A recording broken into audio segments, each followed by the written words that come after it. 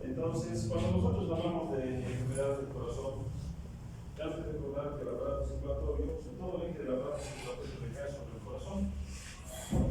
Y entonces, lo que nosotros tenemos que entender es de que el flujo sanguíneo, o sea, es como hay dos situaciones, ¿no? La situación sistémica y la situación pulmonar, van a atravesar por el corazón y van a, vamos a decir, llegar a todos los órganos, ¿no? Entonces, de repente, esta tablita que se les ha puesto a ustedes, es para ver más o menos para que ustedes puedan ubicar todos los mismos, vamos a decir, en lo que sería la hemodinamia del corazón.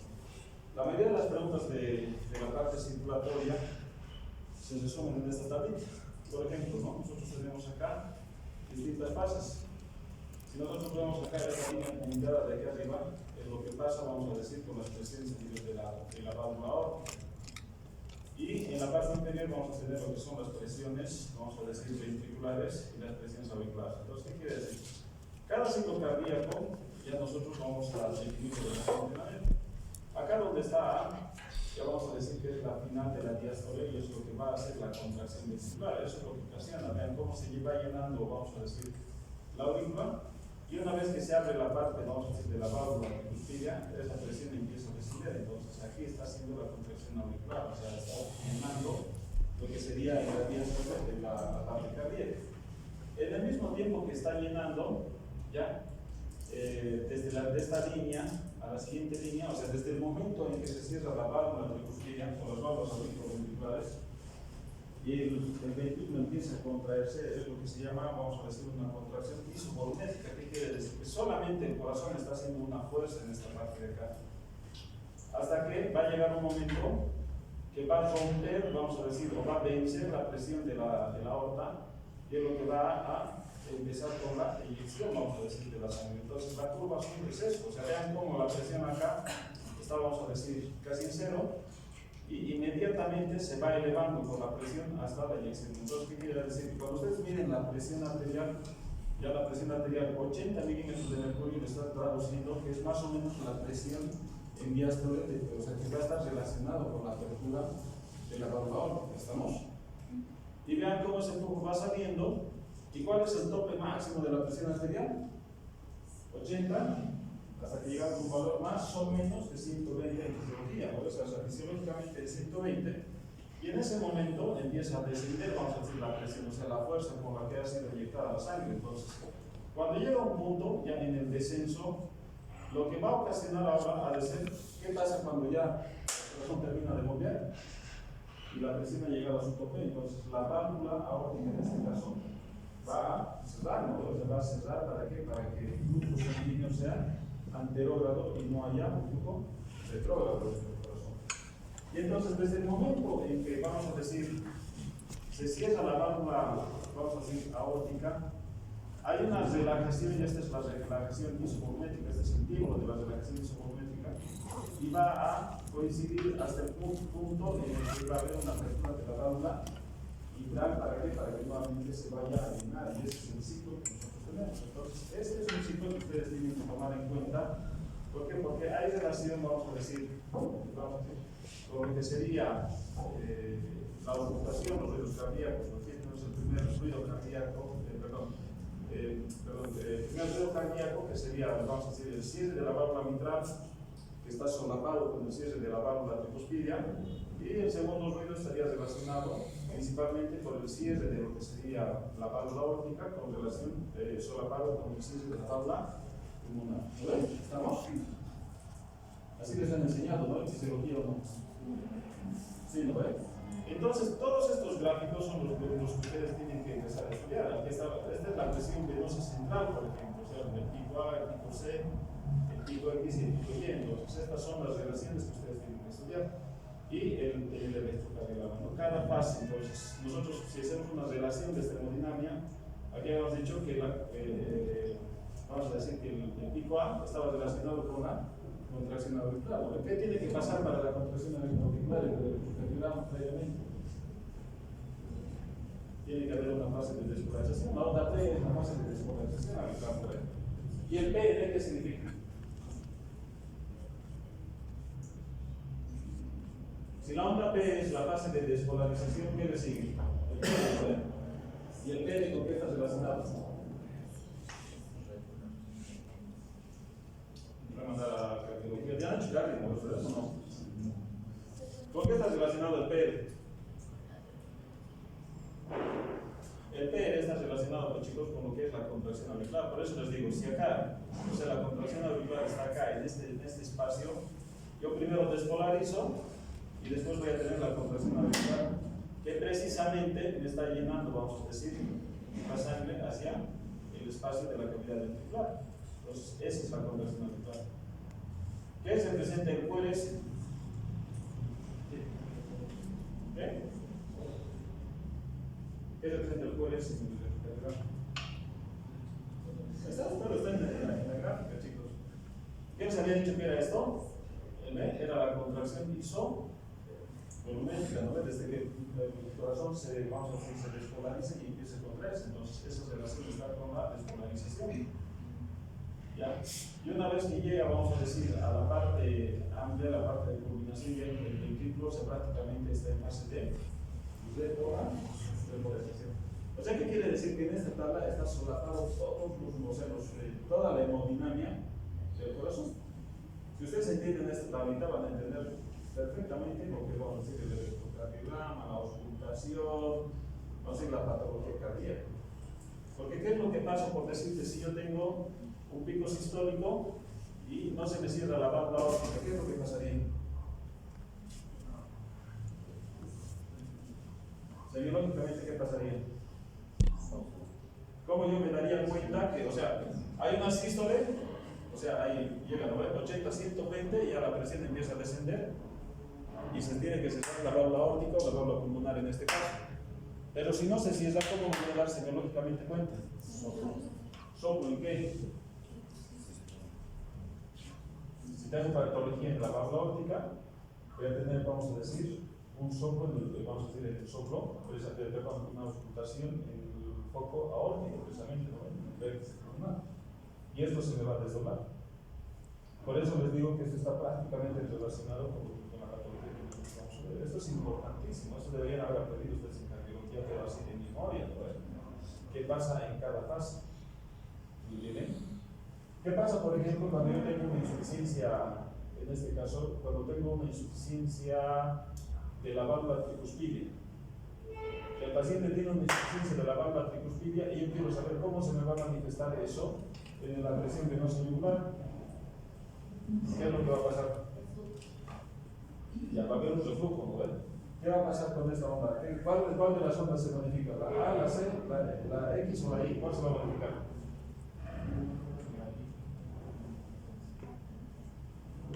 ¿Cuál se modifica?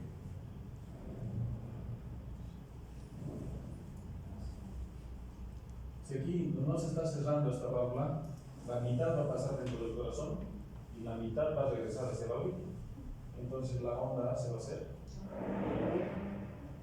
Entonces, todo esto es una cosa que ustedes tendrían que repasarlo cuando vayan a sus libritos, repásenlo y vean que todo está relacionado, ¿sí? O sea, que todo está, vamos a decir, en un compás de tiempo.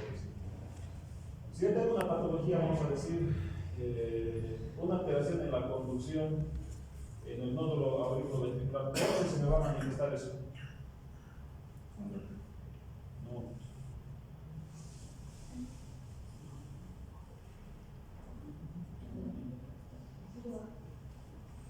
A ver, fíjense en la tablita. Yo tengo la válvula, vamos a decir, el nódulo auriculoventricular está, vamos a decir, con una patología, con un bloqueo, ya sea de primer, segundo o tercer grado, en el nódulo auriculoventricular. ¿Dónde tendría que ubicar eso? Ustedes recuerden que el nódulo sinusal tiene 3 vías de conducción a nivel de la aorta, llega, vamos a decir, al nódulo auriculoventricular, pasa a las de His y después recién a las fibras de Purkinje, ¿no? Entonces, ¿qué representa, vamos a decir, ese compás de tiempo en el nódulo auriculoventricular? La terminal de la sístole, vamos a decir, de la contracción auricular, y es el principio de la contracción ventricular. Entonces, ¿dónde estaría? En la T, y me puede decir en la T. Entonces, el paciente tendría una patología que me puede. Ustedes van a ver que esto se va a empezar a prolongar. Y ahí voy a tener un bloqueo completo, voy a tener un bloqueo, o sea, bloqueo completo, bloqueo de primer, segundo, tercer grado, de acuerdo, vamos a decir, al tiempo en el que se va a tratar el juez. ¿Se entiende? ¿O no? Sí. Bueno, chicos, entonces, para no darle más vueltas, dos cositas a ustedes les han enseñado, ¿no? Patología valvular. Entonces, ahí tenemos las dos grandes enfermedades, ¿ya?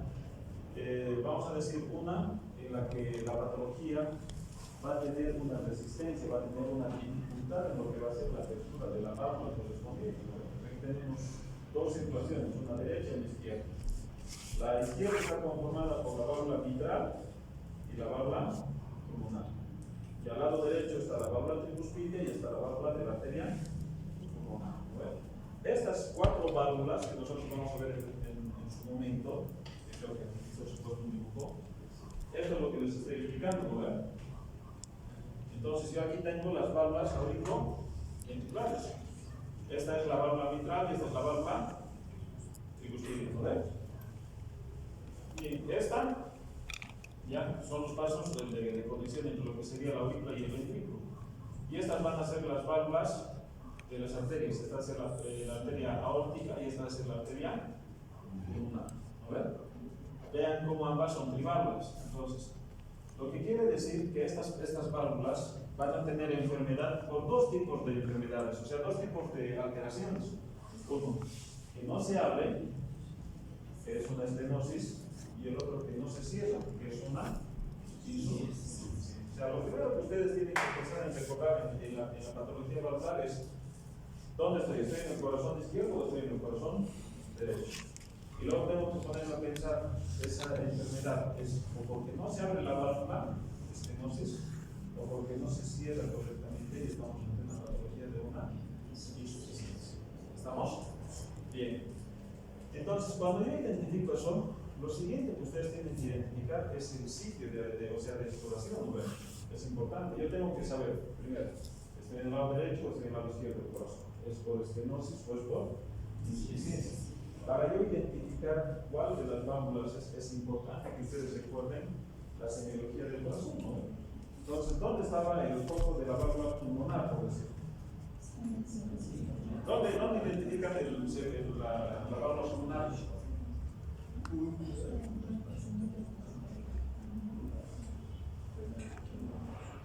Pulmonar, arteria pulmonar, ¿dónde está?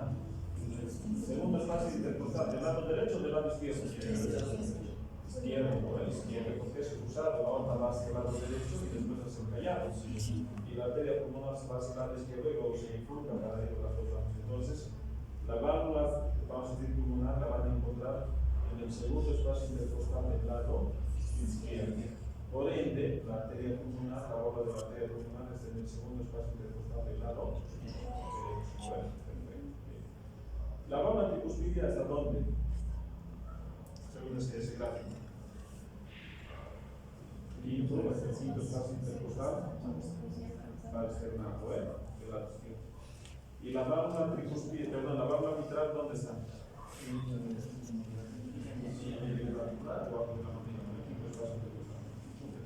Bien, perfecto. Entonces estamos hablando del ápex cardiaco. Entonces, primero, situación derecha-izquierda. Lo segundo que tengo que saber es si esa patología es por, vamos a decir, por estenosis o por insuficiencia. Y luego que tengo que identificar, vamos a decir, la válvula destinada. Bien, la pregunta del millón es, porque siempre ustedes se equivocan, es ¿cómo yo tengo que saber ahora esa patología, esa enfermedad? Identificar lo que hay un ruido anormal, vamos a decir, en algunas de las válvulas, yo tengo que identificar con la exploración si es sistólico o diastólico. Bien, entonces cuando yo identifico ese problema, ¿cómo yo me podría dar cuenta de que yo estoy ante cierta patología? ¿Cómo se dan cuenta ustedes para decir que es sistólico, por decir?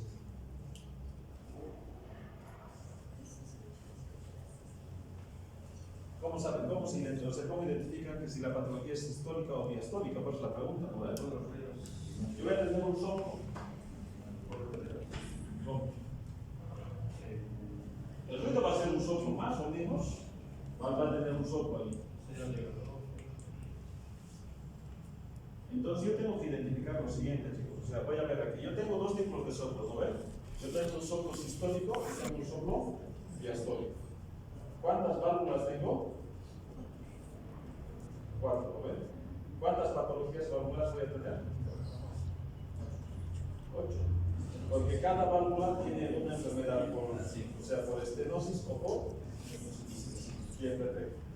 Cuando yo hablo de soplo de, vamos a decir, sistólico, ¿ya? Tengo que identificar la válvula y vean más o menos. Cuando el soplo es por estenosis, ya ese soplo va a estar relacionado con el momento de la eyección. ¿Por qué? Porque la válvula, ¿qué tiene que hacer para que salga la sangre del ventrículo? Tiene que hacer la apertura de las válvulas semilunares de las arterias, ¿no? Y si eso no se abre, ¿qué va a ocasionar con sangre? Va a ocasionar una turbulencia. ¿Estamos? Entonces, ese momento de la turbulencia, cuando yo hablo de un soplo sistólico, ¿ya? Y estoy hablando de que tengo una, vamos a decir, o sea, en el estado sistólico, en la válvula óptica o en la válvula pulmonar, o sea, tendríamos que estar pensando de que es una estenosis. ¿Estamos? Y cuando yo tengo un soplo en fase diastólica, ¿de qué tipo de patología me está hablando? Estamos hablando de la válvula, vamos a decir, de las arterias, ¿no? No, pues aquí estamos hablando de que cuando yo estoy en un soplo en diástole, vamos a decir, perdón, un soplo de sístole, en las válvulas, vamos a decir, auriculoventriculares me está dando una regulación. ¿Se entiende, no? O sea, si, para que tengan ustedes, vamos a hacer un concepto teórico práctico, es de que el soplo lo va a dar, vamos a decir, ya sea, vamos a decir, la turbulencia que va a ocasionar la sangre al salir, al atravesar la válvula, o va a ocasionar una turbulencia por el retroceso de la sangre hacia la cavidad posterior. ¿Entendemos? Entonces, cuando yo tengo soplo sistólico, me van a dar dos patologías: estenosis en las arterias e insuficiencias en las válvulas. Lo contrario, cuando yo tengo, vamos a decir, en diástole, ¿qué es lo que tendría que pasar con las válvulas en diástole? En las arterias, vamos a decir, semilunares de las arterias. ¿Se abren o se cierran? Se cierran, ¿no? Y si por alguna patología no se cierran, ¿qué va a pasar con la sangre? Va a ser una turbulencia por, vamos a decir, el proceso de la sangre, de la arteria, va a regresar hacia la cavidad ventricular. Y eso es lo que les va a dar a la patología el concepto de insuficiencia. En este caso, en el soplo, vamos a decir, en la parte del soplo diastólico, a nivel de la mitral y de la tricuspidia, me va a hablar de una estenosis. ¿Por qué? Porque la sangre tendría que pasar de la aurícula hacia el ventrículo. Y si esa válvula tricuspidia no se abre, no ha pasado. Bien, entonces, este es el gran dilema que ustedes tienen, vamos a decir, al momento de hacer la exploración y al momento de hacer las respuestas del examen. Yo tengo que saber si esa patología, o si yo hablo de una estenosis, en este caso, si hablo de una estenosis mitral, ¿qué tipo de soplo es? Estenosis mitral. ¿Es diastólico o sistólico? Diastólico. ¿Y es por estenosis o por insuficiencia? Ya, entonces la pregunta sería: paciente de 35 años de edad, ya queda su consulta, ¿ya? Y usted en la exploración física ausculta un soplo sistólico, ¿ya? En la válvula óptica. La patología tiene insuficiencia o estenosis. He dicho diastólico, he dicho, ¿no? Sí, y aquí tenemos que ver ese concepto. Por eso les digo, o sea, es un poco complejo cuando el paciente, o sea, cuando usted quiere una parte clínica, ¿se entiende? Ahora otro ejemplo: yo tengo un paciente de 85 años de edad que acude porque tiene un soplo, vamos a decir, en el área del ápice cardíaco relacionado con la sístole. ¿Qué tipo de patología tiene el paciente? Vamos. poder ubicar así en el examen. Igualito, ¿no?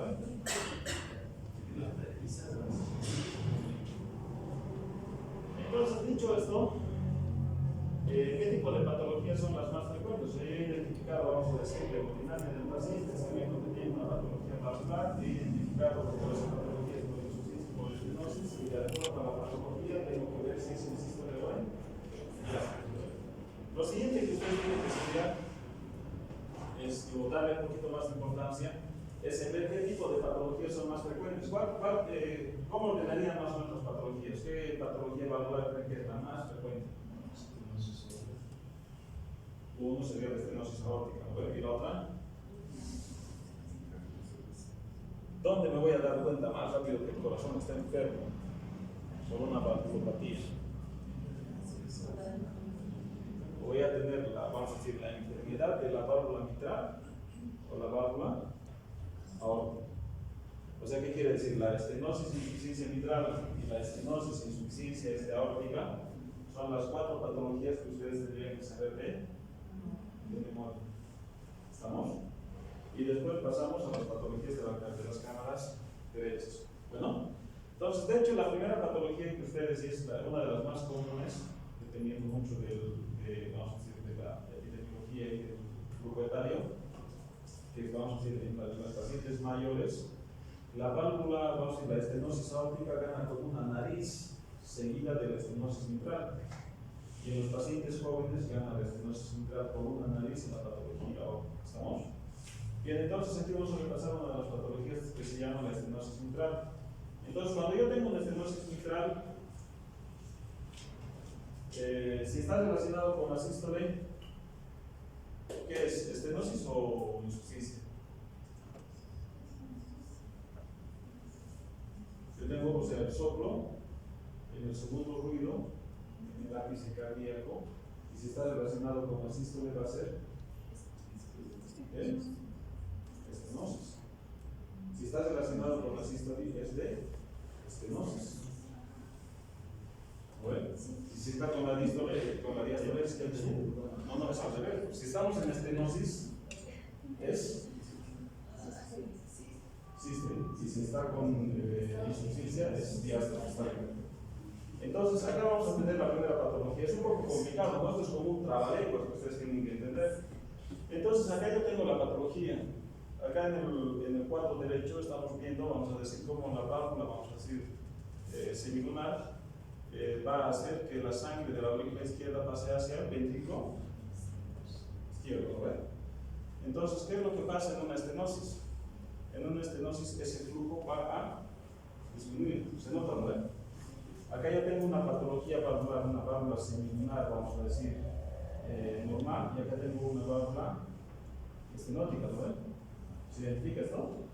Sí, perfecto. Entonces, lo que va a pasar con esta patología, si yo tengo una estenosis, ¿cuál ha de ser, vamos a decir, la clínica que va a tener el paciente? Imagínense, yo tengo la válvula, vamos a decir, el paso entre la aurícula izquierda y el ventrículo izquierdo está completamente cerrado. ¿Qué creen que va a tener el paciente como clínica? ¿Qué?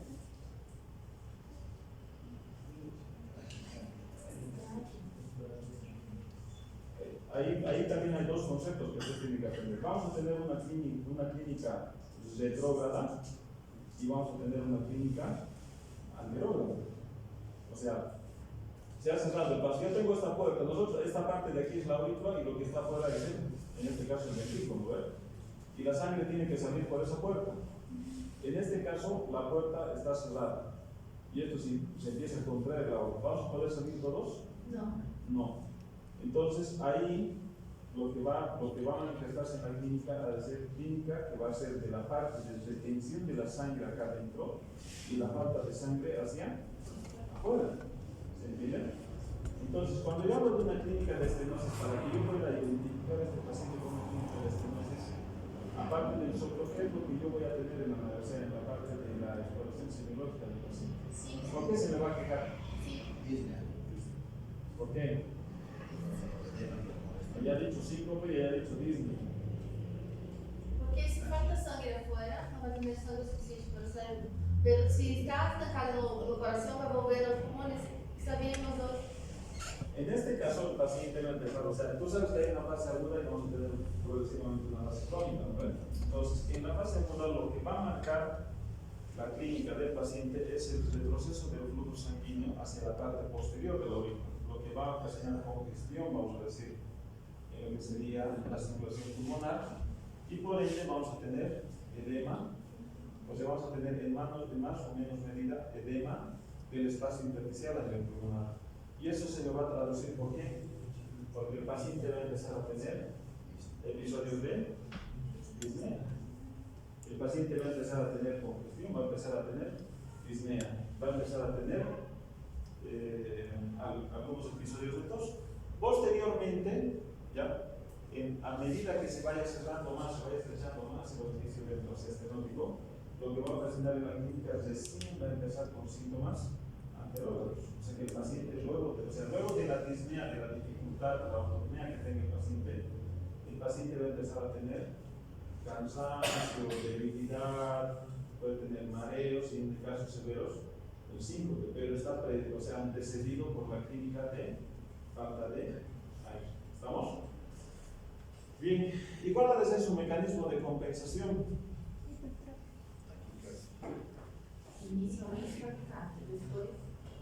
¿Cuál es el mecanismo de compensación en una estenosis?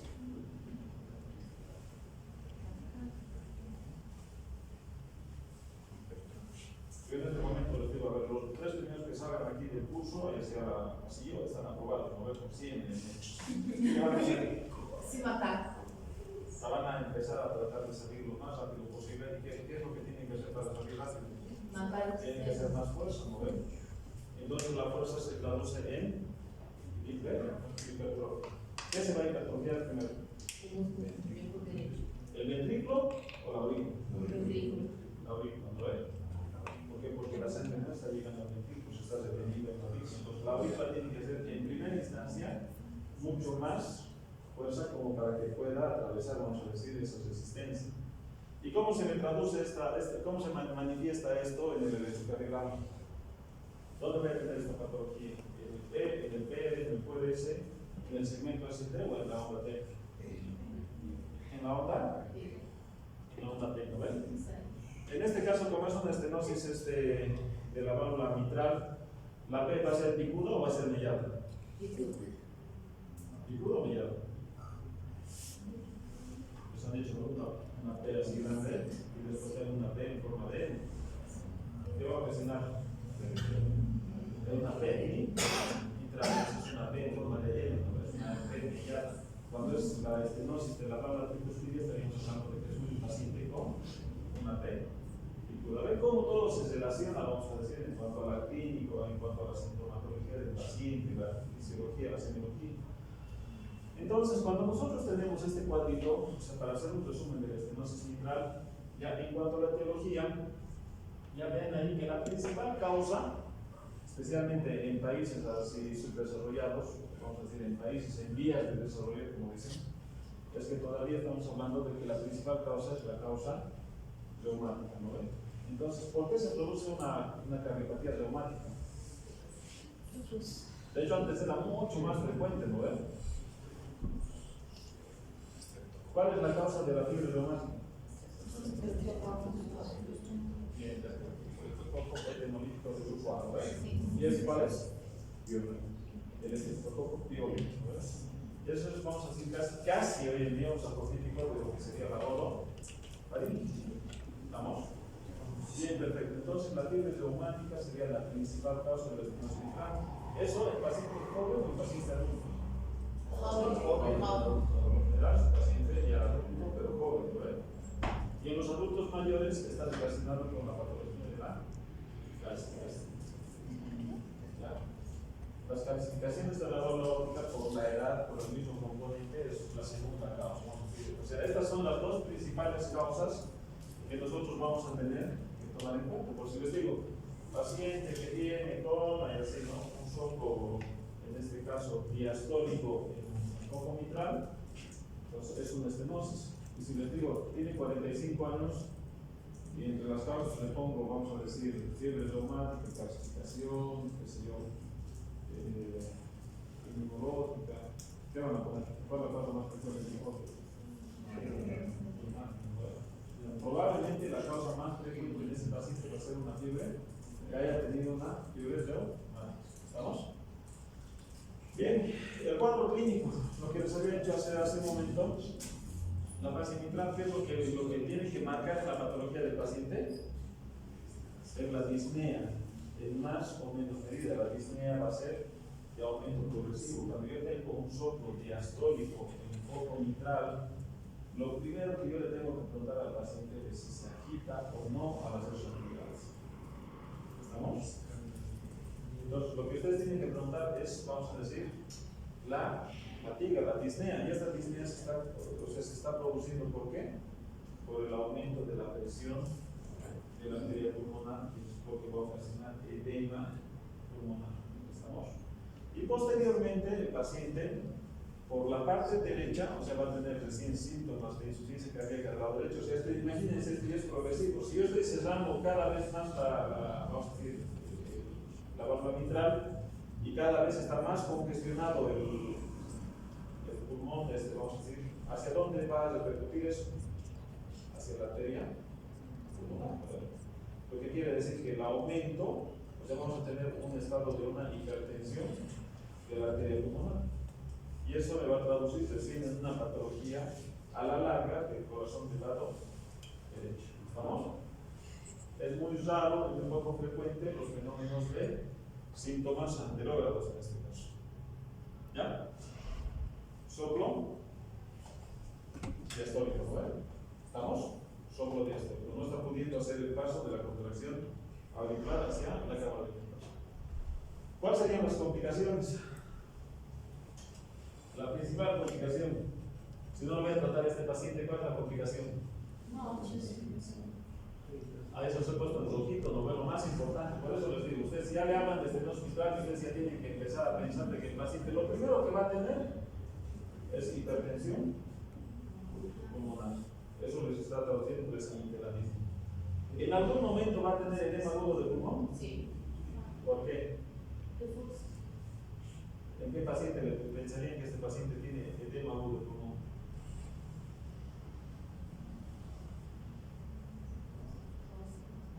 Imagínense que a este paciente, por decir, si por alguna patología le ponen 1000 ml de solución fiseológica que les va a aguantar, este paciente va a tener inmediatamente la confusión, se va a agravar y va a empezar no solamente a tener líquido en el espacio intersticial, sino va a pasar al espacio alveolar. ¿Estamos?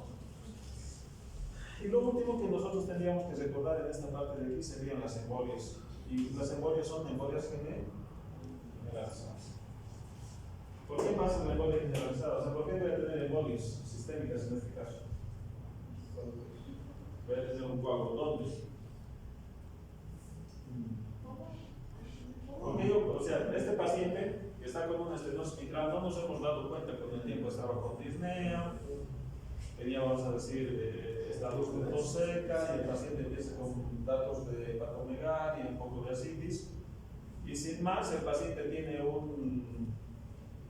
una CV isquémica, hemiplegia paraventricular del lado derecho. De hecho, en el estudio, vamos a decir, de las enfermedades vasculares, uno de los lugares donde se tiene que ir a buscar, se tiene que destacar precisamente la parte cardíaca. ¿Por qué? Porque los émbolos de la parte sistémica van a traducirse en patología del corazón del lado izquierdo, se va a manifestar rápido. Yo tengo émbolos en la parte derecha, ¿voy a poderme darme cuenta rápido o no? Probablemente el primer filtro es el hígado, ¿no? Los émbolos se van a quedar en el hígado. Pero si por mala suerte pasa, vamos a decir, al ventrículo derecho, ¿dónde voy a tener el émbolo? ¿Cuál es el segundo piso? El pulmón. Voy a tener un tromboembolismo pulmonar que puede ser masivo también, ¿no? Entonces me voy a dar cuenta.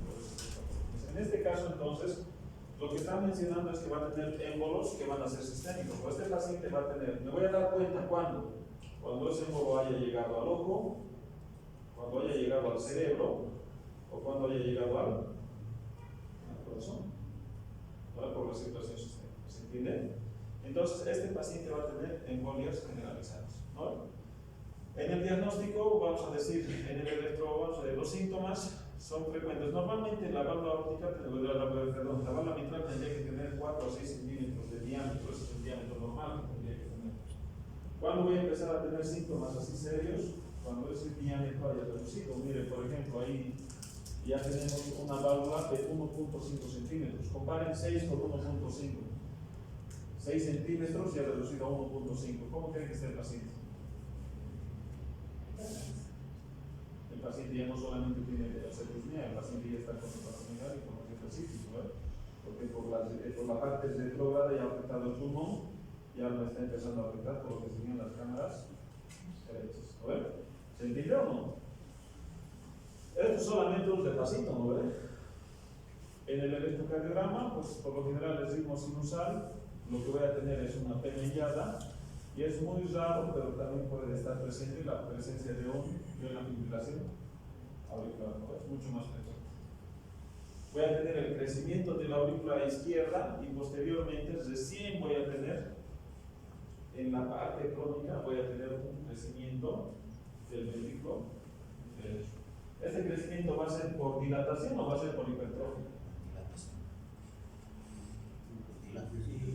Hipertrofia o dilatación. Imagínense el paciente que se ha tratado y está llegando ahí así. El paciente va a tener hipertrofia del ventrículo derecho. ¿Por qué? Porque la arteria pulmonar tiene una hipertensión de la arteria pulmonar. Y para vencer esa hipertensión, el corazón tiene que empezar a contraerse con más fuerza.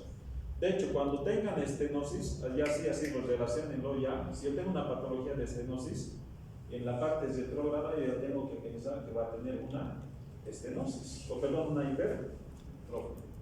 Si yo tengo una estenosis, tiene que empezar a contraerse con más fuerza. Y si fuera una insuficiencia, ya lo tendría que relacionar porque el paciente en la cámara posterior va a tener una dilatación.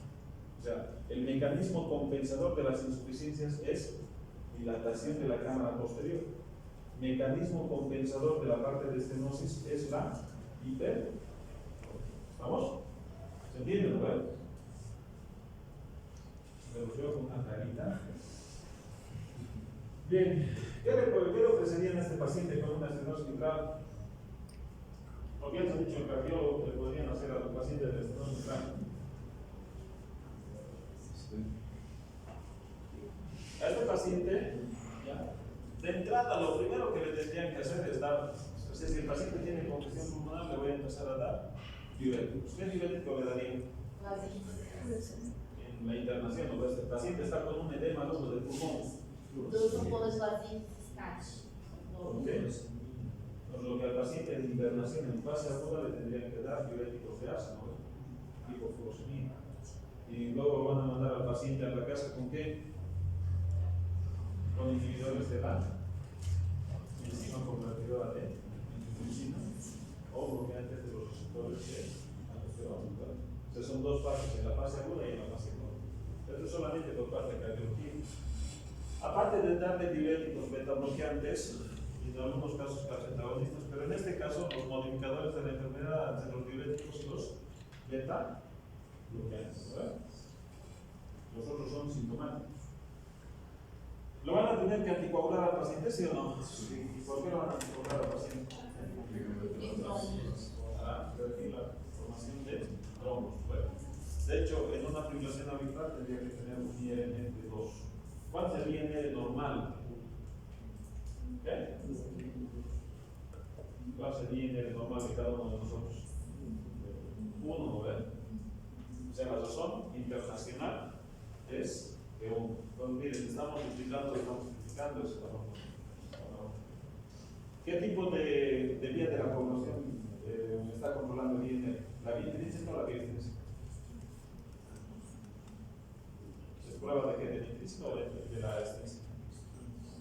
Es prueba de la extrínseca. ¿Estamos? Bien, perfecto. Entonces, esto es lo que les ha dicho el cardiólogo, pero a ustedes lo que nosotros en la parte quirúrgica nos interesa es saber cómo resolveríamos quirúrgicamente ese paciente.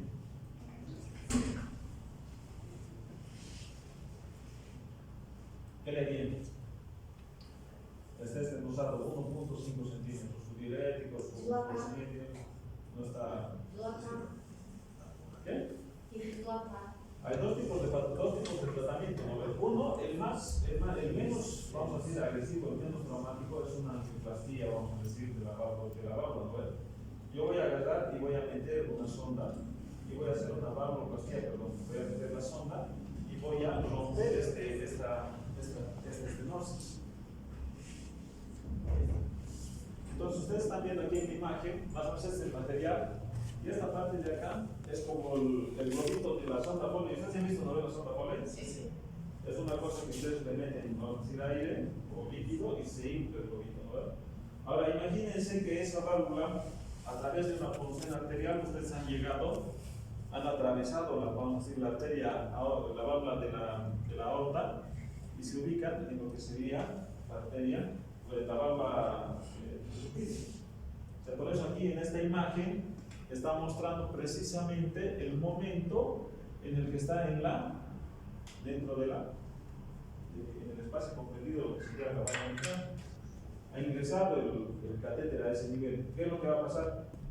Voy a inflarlo y al inflar voy a romper, vamos a decir, las probables calcificaciones que han hecho que la válvula se vaya a fusión.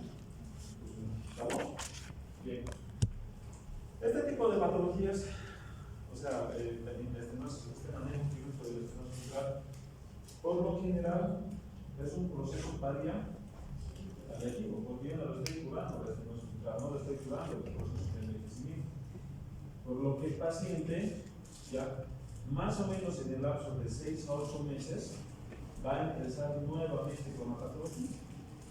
¿Se entiende? ¿Ustedes han visto más o menos una cicatriz queloidea? ¿Y qué pasa cuando nosotros sacamos una cicatriz queloidea y volvemos a curar? ¿Qué pasa? Nuevamente empieza a activar el proceso inflamatorio y se forma con mucha más rapidez otro tejido queloideo. Entonces, utilicen el mismo concepto. Yo he agarrado y he roto esa válvula, porque estaba calcificado o abierto, pero esa apertura ha quedado, vamos a decir, con áreas de lesiones. Entonces va a terminar un proceso inflamatorio y ¿qué es lo que va a pasar nuevamente con las válvulas? En un tiempo más o menos rápido, dependiendo de la cicatrización del paciente, nuevamente va a presentar una estenosis. ¿A quién le podría presentar, vamos a decir, a quién le podría ofrecer este tipo de patología, de tratamiento? ¿Qué? A las personas mayores, ¿no? Si usted dice que más o menos en 6, 8 meses va a venir nuevamente, entonces mejor para mí, ¿no? Es otro procedimiento, ¿no? Pero el paciente, o sea, vamos a decir, con 80, 75, 80 años, o sea, podría ser la mejor opción terapéutica para el paciente. ¿Por qué? Porque le voy a, vamos a decir, hacer el tratamiento menos invasivo, menos traumático para el paciente con resultados más rápidos y, vamos a decir, lo voy a llevar a controles, ¿no? Y este procedimiento se puede repetir entre unas 2 a 3 veces más o menos. ¿Qué quiere decir? Que ya al momento de plantearle a la familia, ustedes tendrían que informarle de que, vamos a decir, con la valvuloplastía probablemente haya una recurrencia y que se podrían hacer 2 o 3 tratamientos, porque cuanto más manipulen, cuanto más valvuloplastías se hagan, siempre existe el riesgo de que se rompa las cuerdas, ¿no? De las válvulas. Entonces siempre existe ese riesgo. Entonces a la primera es muy difícil, ¿no? Pero imagínense una tercera. Imagínense una tercera cesárea. ¿Y se animarían a hacer una cuarta o no? No, ¿no? Entonces ese es el mismo riesgo. Bien, perfecto. Y si ya el paciente, por decirte, ya está en su tercera, vamos a decir, valvuloplastía, de hecho al paciente joven le podrían indicar una valvuloplastía. Se le podría indicar, ¿no? Pero al paciente ya le tendrías que decir, mira, te estoy haciendo este procedimiento, pero de aquí a unos 1 año, 2 años, te tienes que pensar en que tienes que operar. Entonces, del otro lado está la cirugía tradicional. ¿Y en qué consiste la cirugía tradicional? En colocar una válvula, ¿no? Hay 2 tipos de válvulas. Esta es una válvula metálica, ¿no? Esta es una válvula metálica que yo voy a, como están viendo aquí, el procedimiento consiste en, vamos a decir, circulación extracorpórea, ingreso, vamos a decir, a la válvula interna a través de la cavidad auricular. Se seco toda la válvula y voy a suturar toda la válvula metálica. Hay dos tipos de válvula, uno que es la metálica y otra que es la biológica. La biológica, por si acaso, es de corazón de cerdo, ¿verdad? O sea, nosotros, vamos a decir, anatómicamente tenemos una similitud casi muy parecida estructuralmente con un cerdo. ¿Estamos? Entonces, yo tengo dos posibilidades. Yo tengo una colocación de una válvula metálica y tengo la posibilidad de colocar una válvula biológica. Ventajas y desventajas. ¿Cuál es la ventaja de la válvula metálica? Obvio, ¿no ves? Duración de por vida, ¿no ves? Algo metálico, duración de por vida. O sea, si el paciente tenía, qué sé yo, 50 años de educación metálica, ¿no ves? ¿O no? Porque ya esa cirugía le va a durar hasta que se muera, pero si se muere se va a morir de otra cosa, ¿no ves? No se va a morir por osteoporosis seguro. Entonces, la ventaja es el tiempo de duración en la metálica. Su tiempo de duración es mucho mayor. Lo que quiere decir que la válvula biológica, la válvula del corazón de cerdo, va a durar más o menos. Menos, ¿no? Porque va a ser, o sea, quieran o no, es un aumento, o sea, es un tejido extraño, ¿no? Y el sistema inmunitario lo va a reconocer en más o menos medida con el tiempo como un tejido extraño y lo va a empezar a destruir por una respuesta. ¿Se entiende? Bien, perfecto. Entonces, ahí está la ventaja, vamos a decir, y desventaja de cada. Bueno, la ventaja de la metálica. ¿Cuál sería la desventaja en este caso de la metálica? La presencia de coágulos. Es un cuerpo extraño, es un cuerpo metálico, es un cuerpo protésico. Entonces, al tener la formación de coágulos, ¿qué es lo que le van a tener que dar al paciente sí o sí? Entonces, esa es la desventaja de la válvula metálica. Y si lo comparamos con la válvula biológica, ¿lo van a anticoagular también? Sí. ¿Sí o no? Sí. El riesgo de la válvula biológica con los coágulos es el mismo para un paciente que no es operado. O sea, ¿puede formar coágulos? Puede formar coágulos como cualquier persona que no sea operada. Entonces, la pregunta es, ¿verdad? ¿Cómo le damos anticoagulación? De entrada, no está indicado. Podrían agregarlo si el paciente ha tenido insuficiencia venosa, si ha tenido la confusión de trombos, o alguna otra patología que por la edad o por los antecedentes del paciente podrían agregarlo. Pero anticoagularlo no es, vamos a decir, una indicación específica por la colocación de la válvula. ¿Estamos? ¿Bien? ¿Han entendido o no? Bien, perfecto. Entonces, si es que se les pregunta si el paciente el desarrollo de la clínica o más un examen se les pregunta, ¿no ven? Yo tengo una patología valvular, independientemente, porque este es el tratamiento. Yo tengo una patología valvular y el tratamiento va a ser una valvuloplastía o va a ser una de cambio valvular, ¿no? Son solamente dos tratamientos. Si es un paciente mayor, ¿qué le vamos a hacer? ¿Metálico o biológico? Por lo general, el biológico está destinado para personas mayores. Por lo general, ¿no? Es la indicación. ¿Es contraindicación para poner una válvula metálica? No. Puedes poner una válvula metálica también. Pero eso va a ser ya más a elección del paciente, a la elección de la patología del paciente y a la elección del paciente mismo. ¿No? Yo puedo tener 90 años y digo, si quiero mi válvula metálica, yo voy a decir al paciente viejo, sí te voy a poner, pero te vas a anticoagular. Y porque te anticoagulas, luego puedes tener una serie hemorrágica, pero no es tu decisión, ¿no? ¿Se entiende? Entonces, el riesgo de la anticoagulación también es algo que cuenta en los pacientes. De preferencia, en los pacientes mayores se le puede plantear, de hecho, es indicación la válvula biológica y la válvula metálica estaría condicionada para todos los pacientes, especialmente, la válvula metálica está indicada en todos los pacientes, especialmente en los pacientes jóvenes. Pero así como le han puesto una válvula metálica, le tienen que anticoagular al paciente.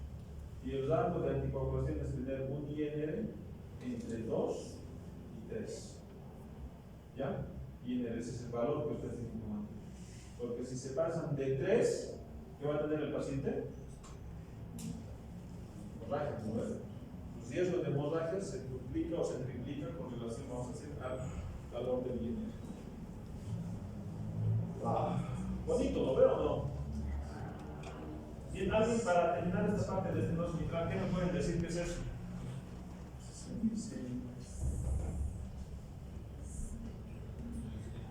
Y tenemos dos líneas, ¿no ves? Las mismas líneas de Kerry A y Kerry B. ¿Cuál es la diferencia? ¿Cuál es patológico? ¿La A o la B? ¿Por qué? O sea, lo que son las líneas de Kerry les están mostrando ustedes la vascularización pulmonar. ¿No ven? Las líneas A, como están viendo en este gráfico de aquí arriba, las líneas A son líneas iliares. ¿Ya? Son estas líneas. O sea, si nosotros vemos una radiografía, este es el iliar, imagínense, estas son las líneas A de Kerry, o sea, son iliares. ¿Eso es patológico o no? No, porque la segmentación de la arteria pulmonar precisamente es iliar, ¿no ven? Entonces, las líneas A de Kerry, que ustedes van a ver en las radiografías, no es patológico. Lo que ustedes les va a llamar patológico son las líneas B de Kerry. ¿Qué quiere decir? Que estas líneas son periféricas, ¿no ven? La trama vascular pulmonar no tendría que llegar hacia la parte periférica. De hecho, estas líneas que ustedes están viendo son las líneas B. Entonces, eso les está diciendo a ustedes que el paciente, por X motivo, está con una hipertensión de la arteria pulmonar. ¿Estamos? Y una de las causas de hipertensión pulmonar una de las principales causas de hipertensión pulmonar es la estenosis de la válvula. ¿Estamos? Conocimientos, ¿no ves? Si vas a sus pulmones, agarraditos. Bien, vamos a ver entonces la siguiente patología, que es la insuficiencia mitral.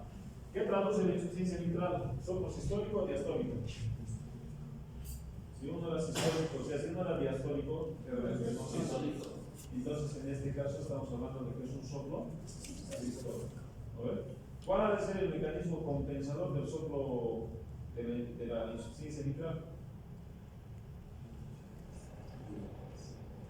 ¿Se va a hipertrofiar o se va a dilatar? Se va a dilatar. ¿Sí?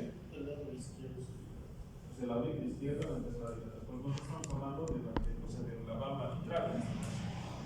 Entonces, lo que quiere decir que la insuficiencia mitral es una incapacidad, vamos a decir, de la válvula mitral para permanecer cerrada, lo que va a dar un reflujo de lo que hace del ventrículo izquierdo hacia la aurícula izquierda. ¿A ver? Entonces, como toda la patología, ¿dónde se va a manifestar eso? Vean aquí, en la estenosis mitral, como toda estenosis es un proceso crónico. No vas a tener una estenosis mitral de aquí a un mes, lo vas a tener de aquí a unos 5 años, 10 años, se va a manifestar la enfermedad. Y la principal manifestación, habíamos dicho que la clínica era por sobrecarga en la arteria pulmonar, lo que va a ser disnea. En este caso de la estenosis, os digo, de la insuficiencia mitral tenemos, vamos a decir, dos tipos de situaciones, uno que es crónico y uno que es agudo. Para que yo tenga vamos a decir, una insuficiencia mitral aguda, ¿qué es lo que tiene que pasar en el paciente? ¿Cuál sería la causa para una insuficiencia mitral aguda?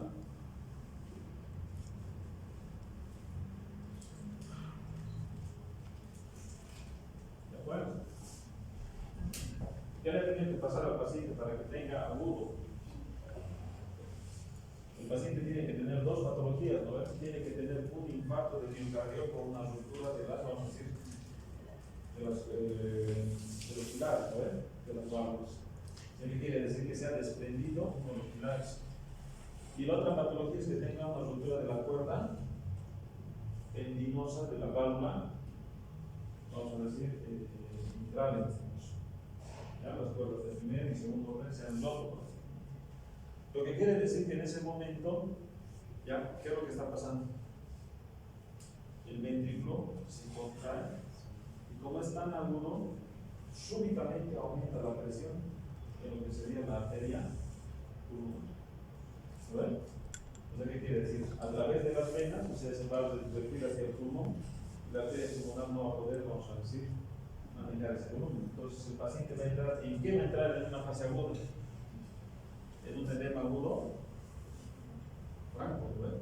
¿Por qué? Porque la mitad de la sangre, imagínense esa presión que tenía la arteria pulmonar, tendría que tener más, o sea, la situación pulmonar tendría que tener más o menos entre unos 10 y 15 milímetros de mercurio. Y si yo tengo una insuficiencia mitral aguda, esa presión se va a elevar de esos 5 10, se va a elevar más o menos a unos 60 o 80 milímetros de mercurio. ¿Qué le va a pasar a ese, vamos a decir, a ese pulmón? Entonces el paciente va a tener un edema agudo de pulmón, se va a entrar una disnea de inicio súbito. ¿Qué quiere decir? Hoy día estaba tranquilo, me han visto en la mañana, media mañana, tranquilo. Y en el momento en el que tenga, vamos a hacer una insuficiencia aguda, 2, 3 de la tarde, estoy corriendo a la emergencia con indicación de entrada a terapia intensiva, ¿verdad? ¿Entienden? Bien, y en la parte crónica, es lo que nuevamente vamos a lo que les decía hace rato, ¿no? Tengo una sobrecarga de la aurícula izquierda, lo que me va a dar la posibilidad de que progresivamente mi mecanismo compensador haga y la haga. ¿Estamos? ¿Sí? Bien, ¿cuáles son las causas primarias para esto? Ruptura valvular, el prolapso de la válvula mitral, la enfermedad degenerativa, vamos a decir, y estructural, ¿no? Estructural. Y la secundaria de la cardiopatía, el infarto agudo de miocardio, que sería lo más frecuente en este caso, ¿no? O sea, si nosotros vemos las principales causas, la ruptura de las cuerdas valvulares y de la cardiopatía isquémica son las dos principales causas. ¿Bonito, no? ¿Cardiología o no? ¿Les gusta o no cardio? Bien, perfecto. Entonces, esto no es otra cosa más que solamente lo que estamos explicando, ¿no? Entonces, tiene que bajar la, vamos a decir, la sangre y en el momento de la sístole va a poder subir. Bien, entonces, la etiología, ¿qué tratamiento le proponíamos a ese paciente?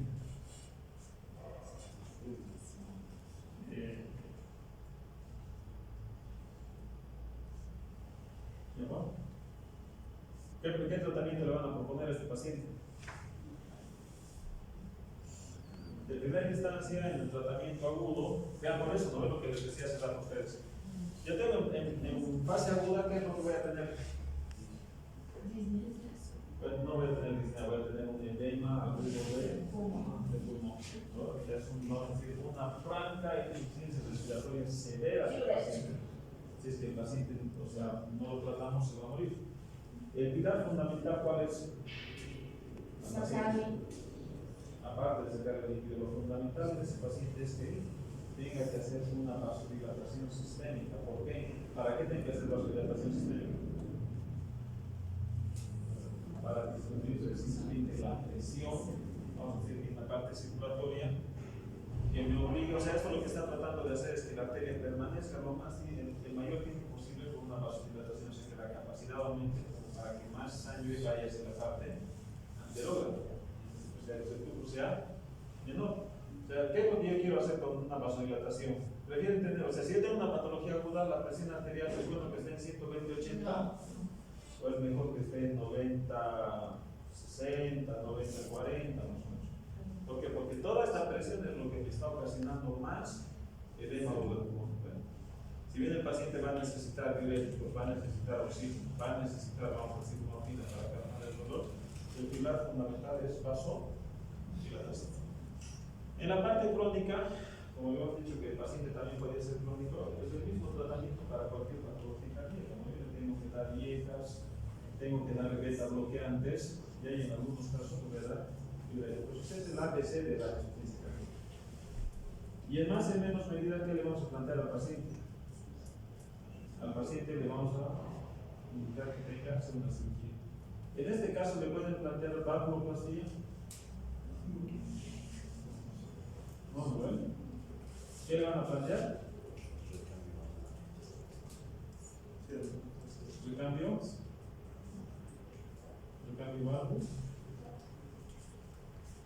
valvular. ¿Por qué? Porque la insuficiencia se está abierta la válvula. ¿Qué van a hacer con esa válvula? Por un medicamento para ir a cerrar la válvula. Entonces al paciente le van a plantear un recambio valvular. O sea, el tratamiento va a ser un recambio valvular. ¿Qué le ponen? ¿Metálico o biológico?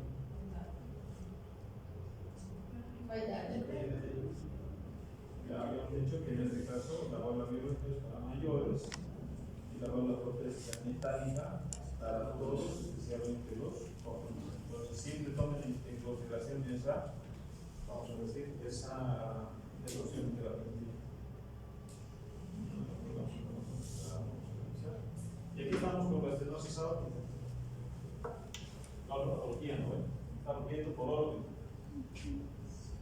esclerosis aórtica, como están viendo en esta imagen, ahí en la imagen del lado derecho, vean en la parte superior tenemos unas válvulas en el momento de la sístole y en el momento de la diástole, ya que vamos a hacer unas válvulas sanas. Vean esas imágenes, ahora comparen esto con las imágenes de la parte inferior. Cuando nosotros tenemos una estenosis, vamos a decir prácticamente, la válvula prácticamente está completamente casi cerrada, ¿no? Entonces, por una definición, no sé qué quiere decir, es una, o sea, la estenosis de la válvula aórtica ocasiona un mecanismo de obstrucción o de salida del ventrículo izquierdo. ¿Estamos? Ahora aquí la pregunta es, esta enfermedad, ¿dónde la voy a ocultar? Aórtico. ¿Dónde por aórtico? ¿Izquierdo o derecho? Derecho. La válvula pulmonar, a lo derecho está al lado izquierdo. A lo derecho, entonces yo voy a tener un soplo sistólico en el segundo, ya se va a los cuatro, ¿no? En el segundo espacio en el que está cerrado, derecho. ¿Sistólico o diastólico? ¿Qué? ¿Sistólico o diastólico soplo? Diastólico. ¿Diastólico? Sí. ¿Por qué diastólico? En este caso, aquí como está aquí, está cerrada la válvula. ¿Qué tiene que hacer el ventrículo? Tiene que hacer mucha más fuerza para que circule la sangre en la parte de adelante. O sea, la puerta está cerrada en este momento. ¿Qué es lo que va a ocasionar? Es un soplo sistólico. Entonces aquí va a salir, o sea, imagínense, yo estoy cerrando la manguera y la sangre sale con mucha más fuerza, ¿no? ¿Se entendió o no? Entonces, este es un soplo sistólico. Bien. Perfecto. Cuando yo tengo un mecanismo de esos, entonces, cuando yo tengo una estenosis, ¿cuál ha de ser el mecanismo compensador de esto? ¿Dilatación o estenosis? ¿Dilatación o hipertrofia? Entonces, el paciente va a necesitar hacer una hipertrofia del ventrículo izquierdo. ¿Dónde se va a manifestar más la patología ahora? En el lado. Aquí está la patología del lado izquierdo. Ahora, ¿el síntoma va a ser anterógrado o va a ser retrógrado? Mira, aquí mi válvula tricuspidia, mi válvula semilunar está cerrada, ¿verdad? Y esto se está hipertrofiando, entonces. Cuando se hipertrofia, la sangre sale con mucha menos, o sea, en mucha menos cantidad, pero está cerrado. Eso está normal, está fisiológico. ¿Qué es lo que va a pasar? ¿El síntoma es anterógrado o retrógrado? ¿Voy a tener disnea o voy a tener síntomas de debilidad, mareo? Sí, porque entonces, en este caso, la manifestación clínica por ese mecanismo, porque, o sea, la válvula semilunar está cerrada, o sea, no hay reflujo, no hay tanto reflujo a lo que sería la circulación pulmonar como es el estenosis central. Pero lo que sí ha de ser importante es que el paciente va a empezar a tener síntomas de debilidad en la parte sistémica. ¿Estamos? Y hipertrofia del ventrículo izquierdo. ¿Estamos? ¿Se entiende, no? Entonces ahí estamos con los criterios de Sokolov. ¿Cuáles eran los criterios de Sokolov? No. Normalmente, ¿cuánto es el valor normal de la onda R? Fisiológico.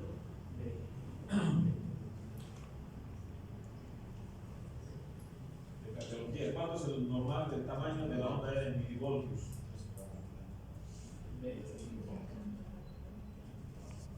Normalmente tendríamos que tener 1 milivoltio, ¿no? Normalmente entonces y si yo tengo hipertrofia, ¿qué va a pasar con esa onda R? Imagínense, ¿no? Yo en mi primer día de gimnasio, 5 kilos, ¿no? Los 50 días de gimnasio, 50 kilos, ¿no? O sea, aumenta, vamos a decir, la fuerza. Lo que quiere decir que el músculo sea hiper. Entonces, ¿qué quiere decir? Que la onda R va a aumentar. De hecho, estamos viendo esas imágenes ahí y el índice de Sokolov es que el paciente va a tener más de 35 milímetros. O sea, vamos a sumar. Bien, entonces, en este tipo de patologías, aparte de la alteración en el electrocardiograma, ¿qué tendríamos que pensar en el paciente? ¿Qué más tendría que tener este paciente? En la radiografía de tórax, por ejemplo, va a tener una cardio, ¿no? a predominio del látex cardíaco. Bien, ¿qué le plantean a este paciente ahora? No, si me plantean, ¿vamos a decir valvuloplastia o no? ¿Le pueden plantear valvuloplastia? Sí, de hecho, vamos a decir, es lo menos invasivo, y vamos a decir, los resultados son más rápidos, pero nuevamente, ¿no? Y el riesgo de recurrencia. ¿Alguno le podría plantear cirugía al paciente? ¿Sí o no? ¿Le podríamos tener un recambio valvular? Sí, metálico o biológico. Metálico, pacientes por lo general hacen metálico. Solamente dejen lo biológico para los pacientes mayores. ¿Qué es la insuficiencia aórtica ahora en este caso? ¿Qué tipo de soplo es? ¿Sistólico o diastólico? Diastólico, ¿no? La válvula no ha terminado de cerrarse en el momento diastólico, lo que va a ocasionar que haya un reflujo de la sangre de la arteria hacia el ventrículo izquierdo. ¿No? Esto también puede ser, o sea, con las insuficiencias, ojos, recuerden que siempre puede ser agudo o puede ser crónico. Entonces, cuando es, vamos a decir, una insuficiencia, el mecanismo compensador es por dilatación. Así que ya en el anterior caso teníamos una hipertrofia del ventrículo izquierdo. En este caso vamos a tener una dilatación del ventrículo izquierdo. ¿Bueno? ¿Cuál hace la manifestación clínica del paciente? Con la insuficiencia aórtica. Imagínense un paciente agudo. ¿Qué es lo que le va a pasar? Va a entrar en un shock circulatorio, ¿no ve? El paciente va a tener un concepto de shock. Bien, entonces ahí estamos viendo clínica de fatiga, disnea de esfuerzo, pero vean los pulsos santones. ¿Qué va a tener el paciente? Un pulso va a tener una presión diferencial alta, ¿no? O sea, en presión sistólica puede llegar a 180 y en presión diastólica puede llegar a 60. O sea, estos son los pacientes que van a tener un pico de presión diferencial amplio. Puedo tener 180, 60, 180, 50, porque precisamente eso me está denotando que la válvula aórtica en este caso no está cerrando. ¿Bueno? Bien, perfecto. ¿Cuál sería el tratamiento de este paciente?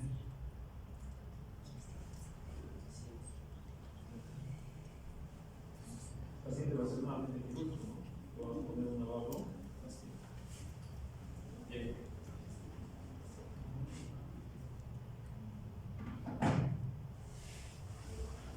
Bueno, a ver chicos, vamos a parar aquí. Les voy a pasar las diapositivas y el examen va a llegar hasta acá, hasta esta parte. ¿Estamos?